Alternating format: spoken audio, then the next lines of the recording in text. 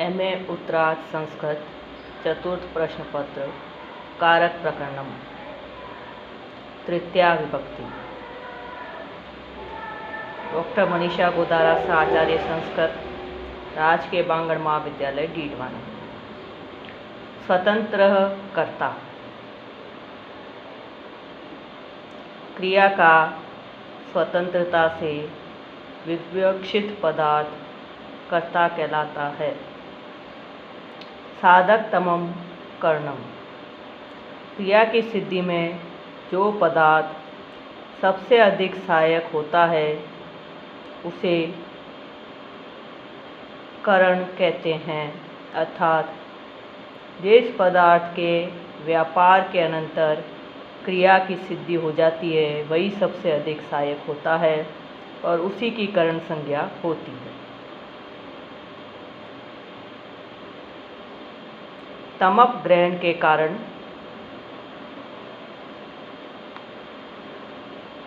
साधारण आधार की भी अधिकरण संज्ञा हो जाती है।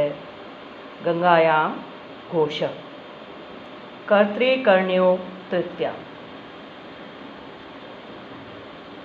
अनुक्त कर्ता और करण में तृतीया विभक्ति होती है। रामेण बाणेन बाली हत। इस प्रयोग में हत में कर्मवाच्य में कत प्रत्यय है, अतः कर्ता अनुक्त है और बाण करण है। प्रस्तुत सूत्र से दोनों में तृतीया विभक्ति होती है। प्रकृत्यादिभ्य उपसंख्यानम प्रकृति आदि शब्दों से तृतीया विभक्ति होती है। प्रकृत्या चारु प्रकृति शब्द से तृतीया विभक्ति होती है।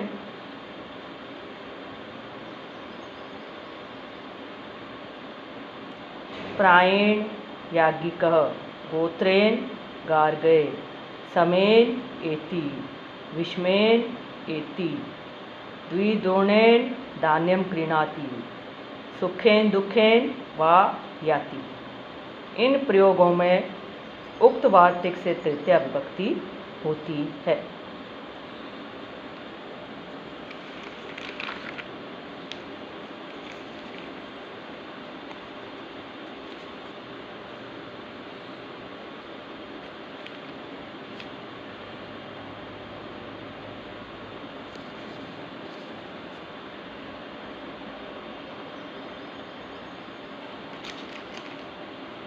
दिवः कर्म च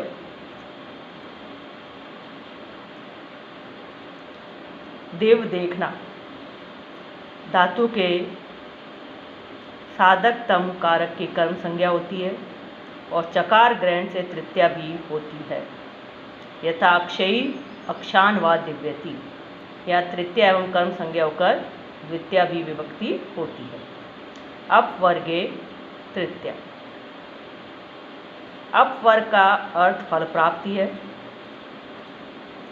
फल प्राप्ति है कार्य सिद्धि का बोध कराने के लिए कालवाची और मार्गवाची शब्दों से तृतीया विभक्ति होती है। यथा ऐना क्रोशेन वा अनुवाको अधीतः। यहाँ अहन कालवाचक, क्रोश मासवाचक, क्रोश मार्गवाचक शब्दों से तृतीया विभक्ति है। फल प्राप्ति का प्रयोजन यह है कि यदि निरंतर कार्य करते हुए भी फल प्रतीत नहीं होता तो कालवाचक या मार्गवाचक शब्दों से तृतीया विभक्ति न होकर कालाध्वनो अत्यंत संयोगे सूत्र से द्वितीया विभक्ति होगी। जैसे मासम अधीते न आयातः, यहाँ द्वितीया ही होती है। सयुक्ते अप्रधान। स के अर्थ के योग में अप्रधान में तृतीया विभक्ति होगी। पुत्रेण स आगत पिता। यहाँ प्रदान कर्ता पिता है क्योंकि क्रिया का मुख्य संबंध पिता के साथ है,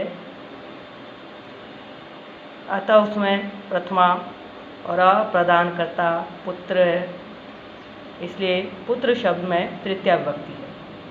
इसी प्रकार स के पर्यायवाची अन्य शब्दों के योग में भी तृतीया विभक्ति होती है यथा मया साकं सार्धं समं वा गच्छति।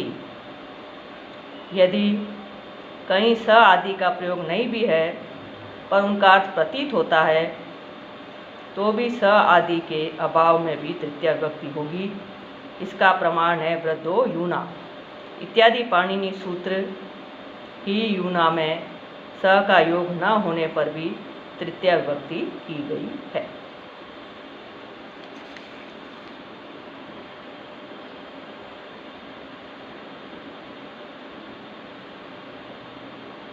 येनांग विकारः अक्षना कारण। जिस विकृत अंग से अंगी में विकार लक्षित होता है उस अंगवाचक शब्द से भी तृतीया विभक्ति होती है। उदाहरण अक्षना कान, यह विकृत आँख जो कि शरीर का एक अंग है से व्यक्ति अंगी में विकार लक्षित होता है, अतः क्षी शब्द में तृतीया विभक्ति है।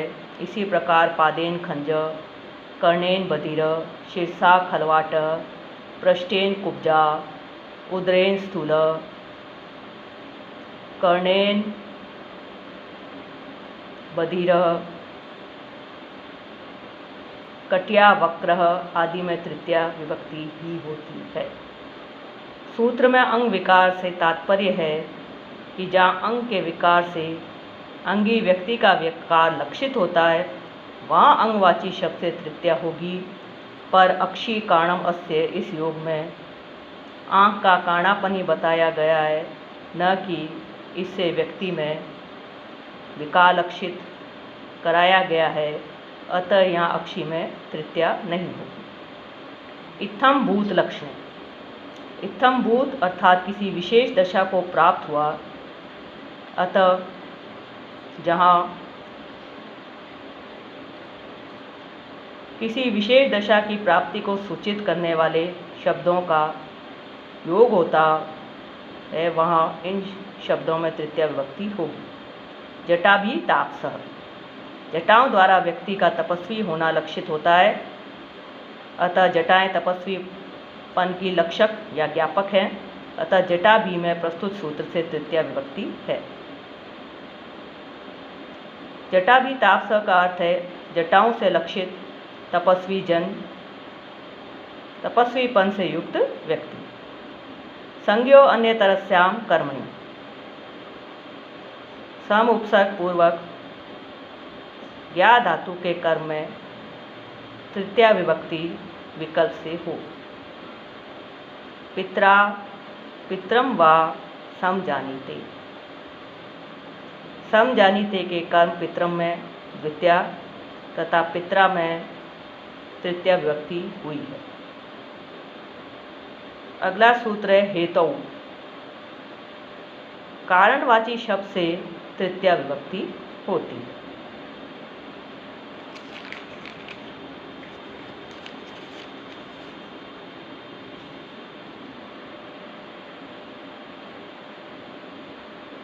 हेतु तो साधारण रूप से द्रव्य, गुण और क्रिया, प्राय तीनों का हो सकता है। वहाँ किसी व्यापार होने की अति आवश्यकता नहीं रहती, पर करण क्रिया का ही हो सकता है, अतएव उसमें निश्चित रूप से क्रिया साधक व्यापार कर्म रहता है।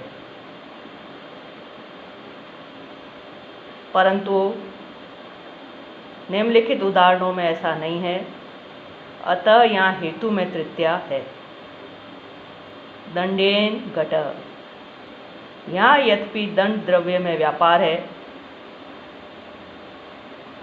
पर वह घट द्रव्य का हेतु है, क्रिया का जनक नहीं, अतः यहाँ हेतु में तृतीया है।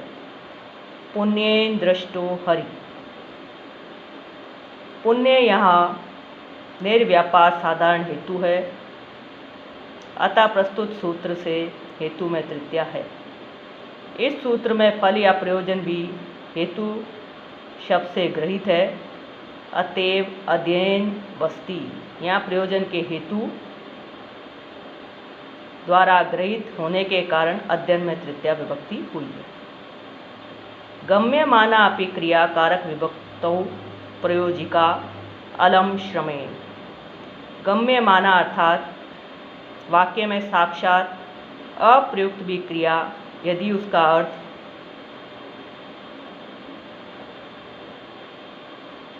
निकलता है तो वह भी कारक विभक्ति विधान में प्रयोजिका होती है। अलम श्रमेण, यहाँ श्रम साधन क्रिया के प्रतिकरण है, पर साधन क्रिया वाक्य में प्रयुक्त नहीं है, पर उसका अर्थ यहाँ द्योतित होता है। अर्थात अलम श्रमेण का अर्थ करते समय उसका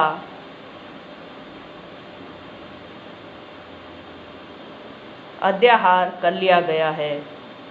अतएव वह यहाँ गम्यमान क्रिया कही जाएगी।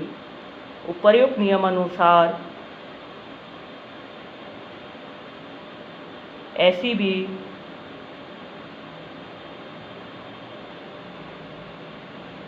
क्रिया कारक विभक्ति में निमित्त है। अलम श्रमेण में तृतीया है।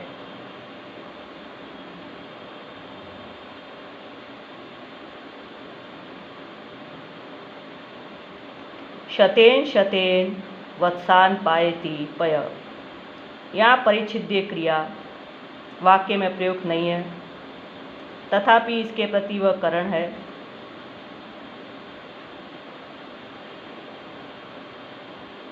अतएव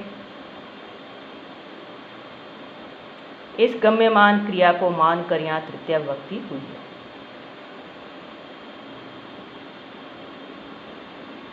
अशिष्ट व्यवहारे दान संप्रयोगे चतुर्थी अर्थे तृतीया।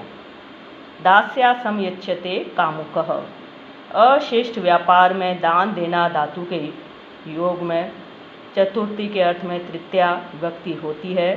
दास्या समयच्छते कामुकः, यहाँ दा के प्रयोग में चतुर्थी विभक्ति प्राप्त थी, पर वार्तिक के अनुसार अशिष्ट व्यवहार में दास्या में तृतीया विभक्ति हुई है।